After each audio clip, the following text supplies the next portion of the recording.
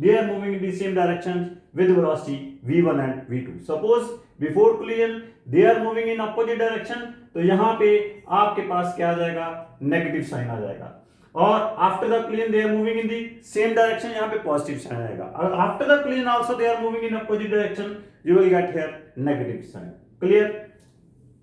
अब इसके ऊपर जो हमारे पास क्वेश्चन और डिफरेंट फॉर्म में जो आते हैं कि if two bodies having masses m1 and m2 and velocities v1 and v2 are moving in opposite direction collides together, then velocity of the resultant system is क्या होगा, v is equal to m1 v1 minus m2 v2 divided by m1 plus m2. Next इसमें if m1 is moving along x-axis with velocity v1 and m2 is moving along y-axis with velocity v2, then these two masses collides together, then velocity of the, means here two masses are moving perpendicular to each other. In this case resultant velocity will be under root of m1 v1 whole square plus m2 v2 whole square divided by m1 plus m2 का, और resultant body की जो velocity की direction होगी that will be m1 v1 divide by m2 v2 होगी. Next if m1 is moving with velocity u collide with stationary mass m2, तो इस case में हमारे पास सेकंड बॉडी का मोमेंटम क्या हो जाएगा, जीरो हो जाएगा. Clear?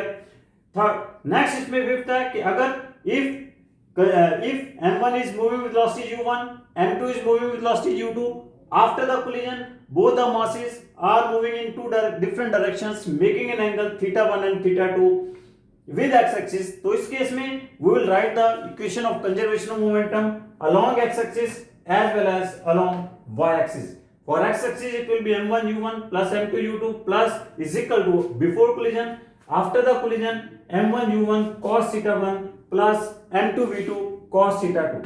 And for y-axis before collision it will be 0, and after the collision it will be m1 v1 sin theta 1 minus m2 v2 sin theta 2 होगी. And there are some more example about the conservation of momentum. Firing of bullets from a gun is also an example of conservation of momentum. यहाँ पे भी बहुत अच्छा आपसे question पूछा जा सकता है कि what is the velocity of the gun after the firing. That is equal to क्या होता है, minus m into u divided by capital M. Small m is the mass of each bullet, u is the velocity with which it is fired, capital M is the mass of the gun. तो यहाँ पे एक बड़ी important बात आती है कि velocity of gun is inversely proportional to mass of the gun होती है. हैवियर इज द मास, जितनी गन हैवियर होगी उतनी उसकी वेलोसिटी कम होगी. माइनस साइन का मतलब है कि गन हमेशा क्या करती है, रिकॉइल करती है. यहाँ पे एक बहुत ही इंपॉर्टेंट फार्मूला है, याद रखना, if n is the number of bullets fired in per second, then force acting on the gun is F is equal to क्या होता है उस केस में, m u. Very important formula है कि आपके पास when n number of bullets fired per second, small m is the mass of each bullet, u is the velocity with which fired, then force required to hold the gun in its position is nmu. Similarly आपके पास rocket propulsion के ऊपर भी question पूछा जा सकता है. Rocket propulsion के आपके पास पहला क्या है, वेलोसिटी ऑफ रॉकेट है, आपके पास पूछी जा सकती है कि what is the velocity of the rocket when आपके पास रॉकेट का मास कितना रह गया, m रह गया. वो वेलोसिटी क्या होती है, v is equal to v naught plus vr log e m naught by m. m naught यहाँ पे रिमेंबर कि m naught is here initial mass of the rocket है, that is with fuel है. m is the mass of the rocket when velocity v naught is the initial velocity of the rocket, vr is the velocity of fuel लेते हैं, जो कि हमेशा क्या ली जाती है, कांस्टेंट ली जाती है. और ये जो फार्मूला है आपके पास, this effect, this is the formula कि when there is no effect of gravity. यहीं से हम we can calculate what is the acceleration of the rocket. Acceleration of rocket क्या जाती है, vr into dm by dt divided by m आ जाएगी. यहाँ पे डिवाइड बाय m भी है. क्लियर? तो आपके पास उस केस में क्या है, this is here m. Clear? और thrust acting on the rocket क्या आ जाती है, that is vr into dm by dt. In both the formulas, dm by dt is the rate with which the fuel is burning. अगर आपके पास nothing is mention, question में अगर कुछ ना मेंशन दिया हो तो आपने इफेक्ट ऑफ ग्रेविटी को भी कंसीडर करके चलना है। उस केस में ये फॉर्मूले क्या बन जाएंगे, velocity of the rocket at any instant क्या बन जाएगी, v is equal to V nought plus V R log E M nought by M minus D T, और एक्सेलरेशन रॉकेट की क्या होगी, V R by M D M by D T minus G, और thrust acting on the rocket क्या होगी, V R into D M by D T minus M G. तो आपने ख्याल रखना है कि अगर क्वेश्चन में नथिंग इज मेंशन, आपने इफेक्ट ऑफ ग्रेविटी लेना है। अगर वहां पे इफेक्ट ऑफ ग्रेविटी इग्नोर कर रहा है, इग्नोर किया लिखा हुआ है कि effect of gravity is ignore, तब आपने ये minus G M G G T इन फॉर्मूले में नहीं लेना है। नेक्स्ट आपके पास कोलिजन है। What is the collision, collision की डेफिनेशन के ऊपर भी क्या क्वेश्चन आ सकता है। Collision means any short interaction of particles of body either through direct contact और इनडायरेक्ट कांटेक्ट। क्लियर। तो आपके पास डिफरेंट टाइप्स ऑफ कोलिजन है। इलास्टिक कोलिजन होता है, परफेक्टली इलास्टिक कोलिजन होता है, सुपर इलास्टिक कोलिजन होता है। अब आपके पास चाहे इलास्टिक कोलिजन है, इन इलास्टिक कोलिजन है, परफेक्टली इन इलास्टिक कोलिजन है, सुपर इलास्टिक कोलिजन है। जैसा आपने याद रखना है कि इन चारों कोलिजन में मोमेंटम क्या होता है, कंजर्व होता है। इलास्टिक कोलिजन में काइनेटिक एनर्जी भी कंजर्व होती है। इन इलास्टिक कोलिजन में some kinetic energy is lost after the collision and और परफेक्टली इन इलास्टिक कोलिजन में whole of the kinetic energy become zero after the collision, और super elastic collision में kinetic energy क्या कर जाती है, increase कर जाती है। यहाँ पे एक बहुत ही इंपॉर्टेंट टर्म है, that is that measure the degree of elasticity of the collision, that is known as coefficient of restitution. Clear. It is the क्या होता है, ratio of relative speed of separation after the collision to the relative speed of approach before collision, और E is equal to क्या होता है, V2 minus V1 divided by U1 minus U2। V2 minus V1 is the relative velocity of separation after the collision, U1 minus U2 is the relative velocity of approach before collision। Clear। Remember कि अगर आपके पास E की value 1 है then collision is perfectly elastic। अगर E की value क्या है, greater than 1 है, then collision is super elastic. अगर E लेस देन 1 है, कोलिजन इज इन इलास्टिक। अगर E इज इक्वल टू 0 है, then collision is perfectly inelastic. Clear. तो ये और भी याद रखना है कि जो E होता है दैट इज डायमेंशनलेस क्वांटिटी है। क्वेश्चन पूछा जा सकता है कि what is the dimension of coefficient of restitution, you will say m not l not t not. अब यहाँ पे u1 और u2 क्या है, इनिशियल वेलोसिटी है, v1 और v2 क्या है, वेलोसिटी आफ्टर द कोलिजन है। आपको फॉर्मूले आने चाहिए कि what are the velocities of the body after the collision in terms of restitution. आपके पास ये फॉर्मूले आ सकते हैं। तो आपके पास वेलोसिटी आफ्टर द कोलिजन क्या होगा, m1 minus e into m2 whole multiply by u1 plus m2 into m2 1 plus e into u2 divide by m1 plus m2, और v2 क्या होगा, that will be m2 minus em1 into u2 plus क्या होगा m1 1 plus e into u1 divided by m1 plus m2। Clear. अगर आपके पास collision elastic है, देखो यार को इलास्टिक परफेक्टली इलास्टिक एक ही बात है, तब यहाँ पे E की वैल्यू 1 हो जाएगी। तब ये फॉर्मूले आपके पास क्या बन जाएंगे, v1 is equal to m1 minus m2 into u1 plus 2m2 u2 divide by m1 plus m2। अगर आपने v1 का याद है तो v2 का फॉर्मूला आपके पास अपने आप आ जाएगा। जो v1 के फॉर्मूले में क्या करो, 1 को 2 से रिप्लेस कर दो, 2 से 1 को रिप्लेस कर दो, तो आपके पास v2 के फॉर्मूले कैलकुलेट हो जाएंगे। क्लियर। तो आपको ये डायरेक्ट याद होने चाहिए। अगर सपोज कर लीजिए कोई आपके पास इलास्टिक कोलिजन है, पहले मास इज m1 और m2 है, they are moving with velocity u1 and u2। After the collision क्या होगा कि they are moving with an angle θ1 and θ2 with x axis. तो यहाँ पे बहुत एक इंपॉर्टेंट फॉर्मूला है, आपने याद रखना कि आफ्टर द कोलिजन आपके पास जो उन दोनों बॉडीज के बीच में जो एंगल बन जाएगा that becomes if their masses are equal cos θ1 plus θ2 is equal to क्या होगा, u1 u2 divide by v1 into v2। Very important formula. यहाँ पे एक बहुत ही इंपॉर्टेंट क्वेश्चन आ जाता है, if a mass collides with a stationary similar body then after the collision angle between them is. Remember कि यहाँ पे u2 क्या है, 0 है, u2 जीरो है तो cos थीटा 1 प्लस थीटा 2 क्या हो जाएगा, जीरो हो जाएगा, तो थीटा 1 प्लस थीटा 2 क्या हो जाएगा, 90 डिग्री हो जाएगा। तो that implies that after the collision both the versus will move perpendicular to each other. So this is very very important question. अब यहाँ पे फॉर्मूले कुछ याद रखने होंगे। कोलिजन इलास्टिक है और अगर आपके पास इलास्टिक कोलिजन है और मासेस क्या है, इक्वल है, मासेस क्या है, इक्वल है, उस केस में आफ्टर द कोलिजन v1 क्या हो जाएगा, u2 हो जाएगा और v2 क्या हो जाएगा, u1 हो जाएगा। Means after the collision they will just interchange their velocity. Clear? Means अगर if a body of mass m collides elastically with a stationary similar mass, तो क्या होगा, after the collision mass m1 first body comes at rest and second body start moving with the velocity of the first body. Clear?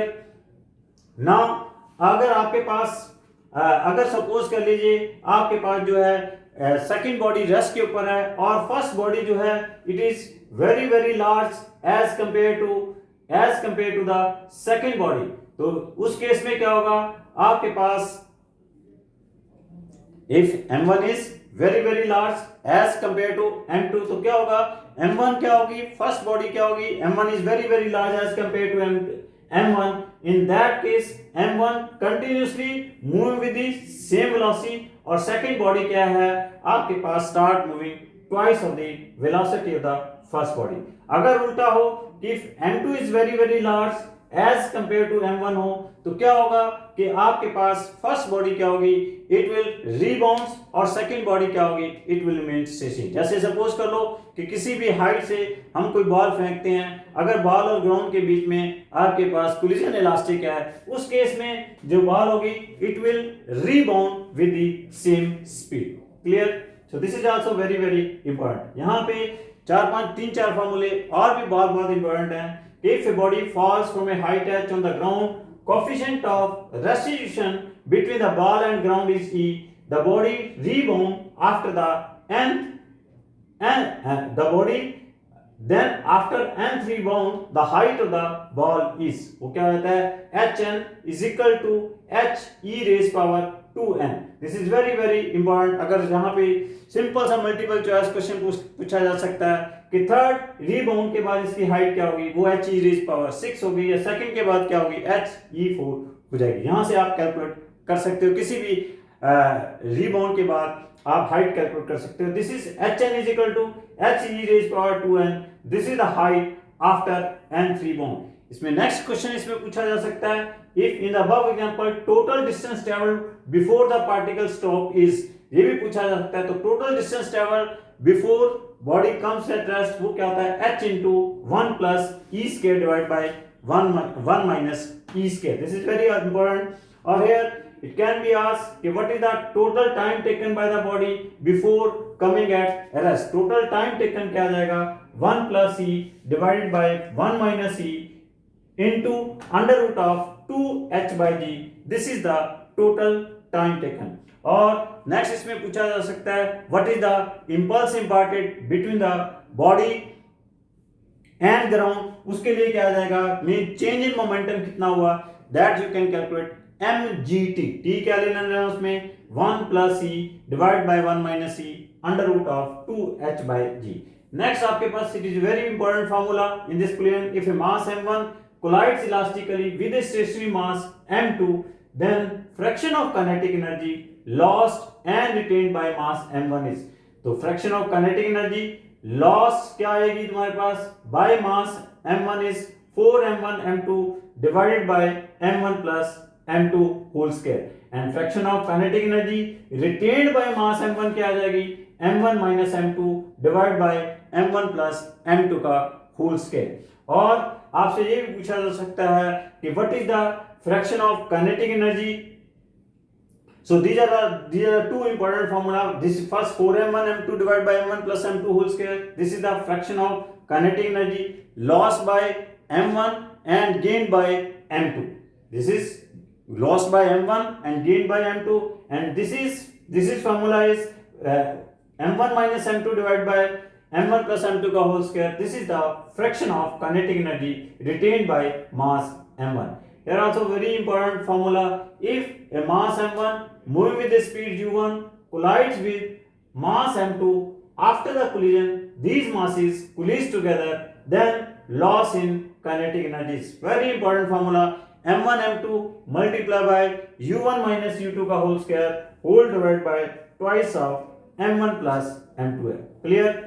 इसी तरह आपके पास इस syllabus में इसके similar आपके पास 3-4 फार्मूले हैं. इसी तरह आपके पास क्या कहा जा सकता है कि दो डिस्क हैं जिनके मोमेंट ऑफ इनर्शिया I1 और I2 हैं.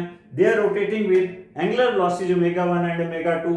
तो what is the end after rotating they are joining with their axis. तो what is the loss in rotational kinetic energy after the joining. तो ये m1 I1 से replace हो जाएगा, m2 I2 से रिप्लेस हो जाएगा, u1 ω1 से रिप्लेस हो जाएगा, u2 ω2 से रिप्लेस हो जाएगा. Formula becomes I1 I2 ω1 minus ω2 whole square divided by twice of I1 plus I2 बन जाएगा. इसी तरह आपके पास क्या है कि दो कैपेसिटर्स हैं, उनकी कैपेसिटेंस C1 और C2 हैं, पोटेंशियल डिफरेंस V1 और V2 हैं. तो अगर दो कैपेसिटर ज्वाइन कर जाते हैं तो what is the loss in potential energy. क्या आ जाएगी C1 C2 into V1 minus V2 का whole square whole divide by twice of C1 plus C2 आ जाएगा. So this is very very important formula, आपने ये याद रखने हैं. तो सिंपल आपके पास Newton second law of motion के लिए this is very important formula कि फोर्स इज इक्वल टू क्या होता है Newton first law of motion minus the quantity of the force acting on a body that F is equal to ma.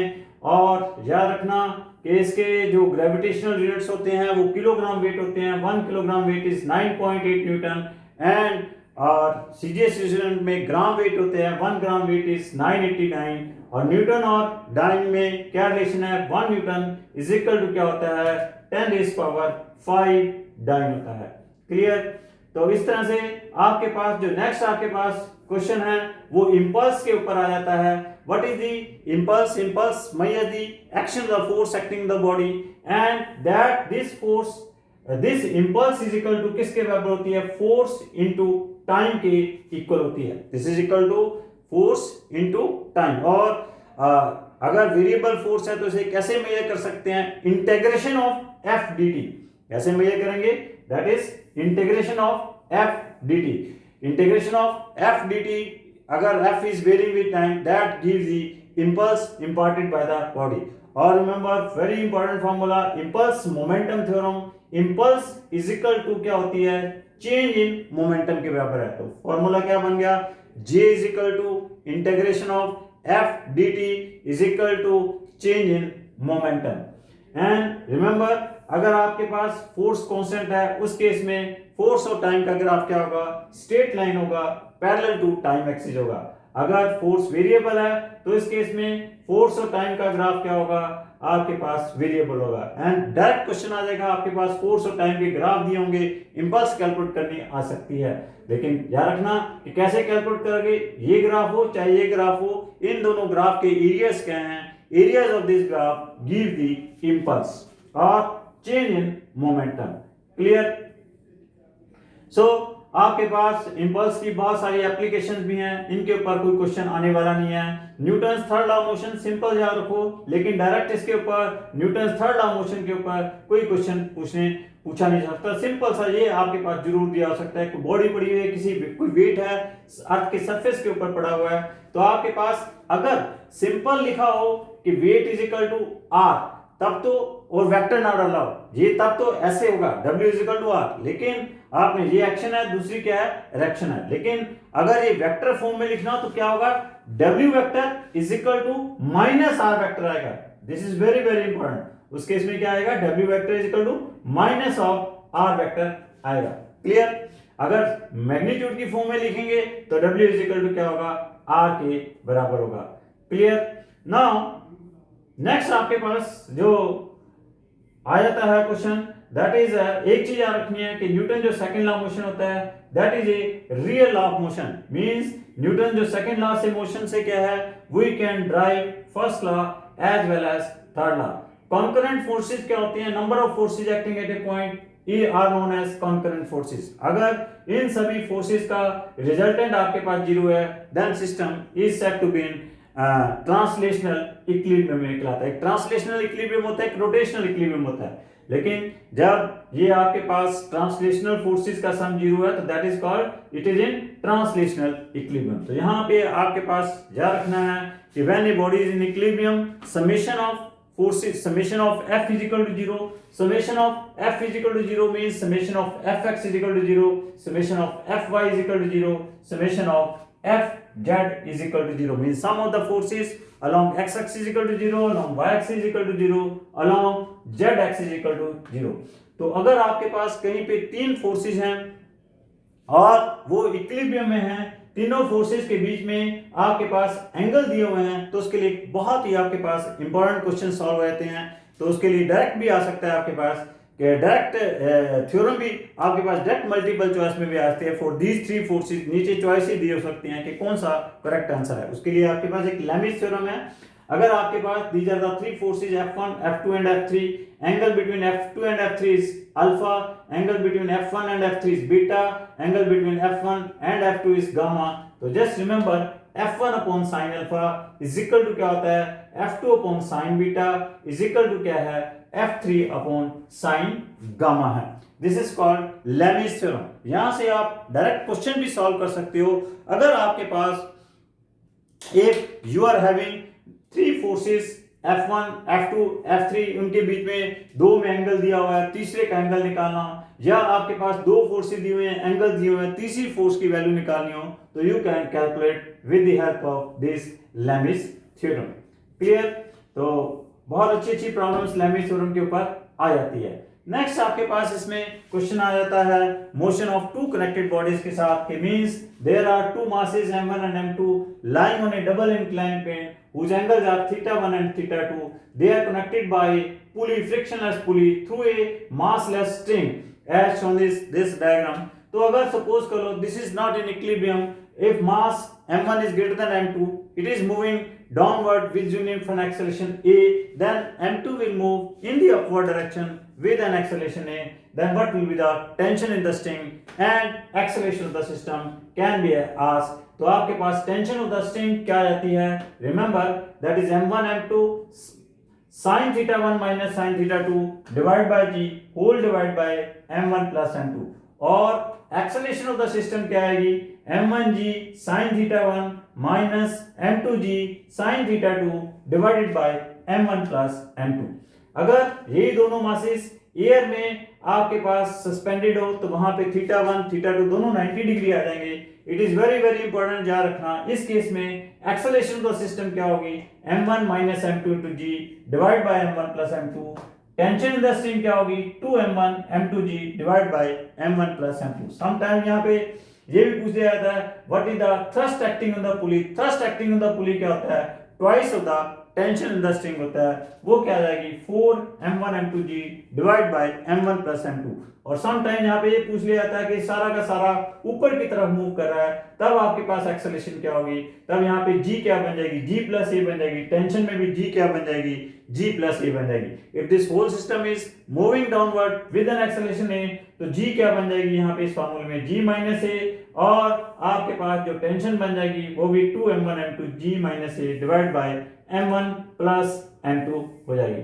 Clear? तो इस तरह आपके पास अगर suppose करो दो मासेस के साथ एक मास एक के साथ एक और मास लगा हुआ है, उस केस में क्या है, इस स्ट्रिंग में टेंशन कुछ और होगी, इन दोनों के बीच में जो स्ट्रिंग लगी हुई है उसके बीच में टेंशन कुछ और होगी। ये t प्राइम पूछी जा सकती है, t पूछी जा सकती है। तो उस केस में एक्सेलरेशन ऑफ द सिस्टम क्या होगी, m2 plus m3 minus m1 divide by m1 plus m2 plus m3 whole multiply by g होगी।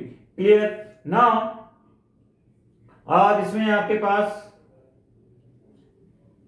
t1 प्राइम की जो वैल्यू होगी 2m1 m3g divide by m1 plus m2 plus m3 होगी। जो आपके पास m1 और m2 और m3 के बीच में पुली लगी स्ट्रिंग लगी उसके बीच में टेंशन g होगी, और जो आपके पास स्ट्रिंग m1 और m2 के बीच में लगी हुई है उसकी जो टेंशन हो जानी है 2m1 m2 plus m3 multiply by g divide by m1 plus m2 into m1 plus m2 plus m3 आ जाएगी। देखो अगर ये मास ना लगा होता तो आपके पास सिंपल टेंशन क्या होनी थी, 2m1 m2g divide by m1 plus m2। अब एक एडिशनल मास m3 आ गया तो आपने वो मास को m2 में एक नया मास ऐड हो गया, m2 प्लस m3 बन गया। इस तरह से भी आप इस फॉर्मूले को याद रख सकते हो। अब आपके पास हो सकता है कि एक मास टेबल के ऊपर पड़ा हो, एक मास एयर में हैंग कर रहा है, m2 टेबल के ऊपर पड़ा है, m1 एयर में हैंग कर रहा है। इसमें आपके पास θ1 0 हो जाएगा, बेसिक फार्मूले में θ1 0 हो जाएगा, θ1 90 डिग्री हो जाएगा, θ1 0 हो जाएगा। इस केस में जो टेंशन इन द स्ट्रिंग बनेगी m1 m2g divide by m1 plus m2 होगी। एक्सेलरेशन ऑफ द सिस्टम क्या होगी, m1g divide by m1 plus m2 होगी। हो सकता है एक मास m1 क्या है, इंक्लाइन प्लेन के ऊपर पड़ा हुआ है, m2 क्या है, एयर में हैंग कर रहा है, θ1 यहाँ पे थीटा हो जाएगा, θ2 90 डिग्री हो जाएगा। तो इस केस में टेंशन इन द स्ट्रिंग क्या बन जाएगी, m1 m2g divide into 1 plus sin theta divide by m1 plus m2 होगी। और एक्सेलरेशन ऑफ द सिस्टम क्या होगी, m1 sin theta minus m2g divide by m1 plus m2 होगी। Clear. तो इस तरह से आपके पास क्वेश्चन पूछा जा सकता है। तो इस तरह नेक्स्ट आपके पास it can be asked what is the apparent weight of the body in a lift। just remember when lift is at rest, उस केस में क्या होता है, जो apparent weight है that is equal to actual weight of the body होता है। but when lift is moving downward with an acceleration a, उस समय apparent weight क्या होता है, m into g minus e होता है। मीन उस केस में apparent weight क्या है, lesser than actual weight है। but when lift is moving upward with an acceleration a, तो apparent weight क्या होता है, r is equal to m into g plus e होता है। इस केस में apparent weight क्या है, greater than the real weight है। और जब लिफ्ट फ्रीली फॉल कर रही है तो उस समय apparent weight क्या होता है, 0 होता है, that is a stage of weightlessness। but when just remember कि अगर लिफ्ट यूनिफॉर्म स्पीड के साथ नीचे या ऊपर जा रही है, उस केस में भी apparent weight is equal to क्या होता है, real weight होता है। नेक्स्ट आपके पास क्वेश्चन आ जाता है फोर्स ऑफ कांटेक्ट। एक मास m1 है, दूसरा मास m2 है, आप m1 के ऊपर एक फोर्स अप्लाई कर रहे हो तो जिससे क्या हो रहा है, दोनों मासेस m1 और m2 क्या है, इकट्ठे मूव कर रहे हैं। और वो इकट्ठे तभी मूव कर रहे हैं कि m1 और m2 के बीच में एक फोर्स एग्जिस्ट कर रही है जिसे हमने फोर्स ऑफ कांटेक्ट कॉल किया है।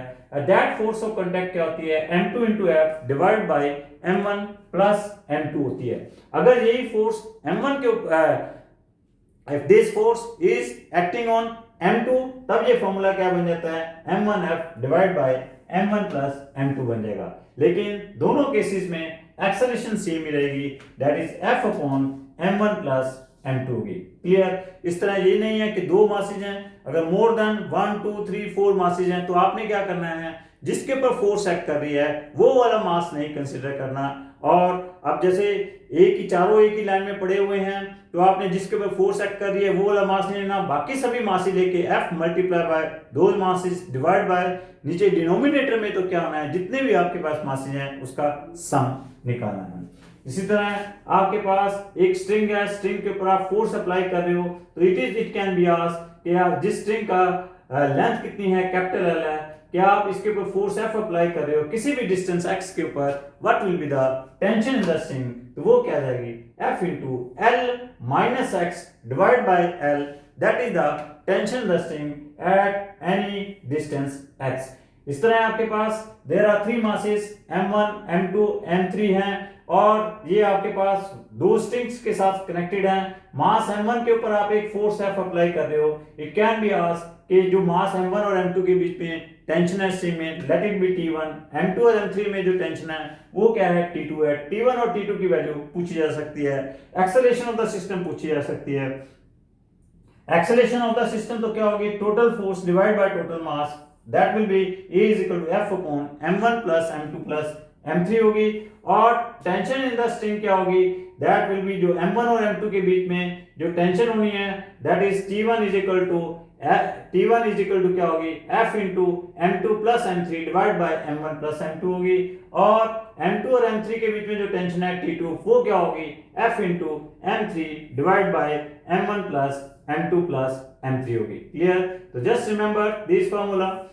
तो फ्रिक्शन में क्या है, जस्ट रिमेंबर कि किसी बॉडी के ऊपर आप एक पहला ही क्वेश्चन ये आता है कि जब बॉडी रेस्ट के ऊपर है तो जितनी आपके पास फोर्स एक्ट कर रही है उतनी ही उसके बीच में फ्रिक्शन होती है, जिस फ्रिक्शन को हम क्या कहते हैं, स्टैटिक फ्रिक्शन कहते हैं। सपोज कर लो एक बॉडी है, रफ सरफेस के ऊपर पड़ी हुई है और उसके ऊपर 10 न्यूटन फोर्स एक्ट कर रही है और बॉडी मूव नहीं कर रही, फ्रिक्शनल फोर्स पूछी जाए, उस समय क्या होगी, सिर्फ आपके पास क्या होती है, स्टैटिक फ्रिक्शन होती है। और वो कितनी होती है, किसके बराबर होती है, अप्लाइड फ्रिक्शन के बराबर होती है। तो इसलिए हम फ्रिक्शनल फोर्स और फोर्स के बीच में जब ग्राफ प्लॉट करते हैं, जैसे जैसे अप्लाइड फोर्स इंक्रीज करते हो फ्रिक्शनल फोर्स इंक्रीज करती है, that increase in frictional force is the static friction. और एक स्टेज ऐसी आ जाती है कि जहां पे फ्रिक्शनल फोर्स की वैल्यू क्या आ जाती है, मैक्सिमम हो जाती है, that maximum value of frictional force is called limiting value of static friction, हम उसे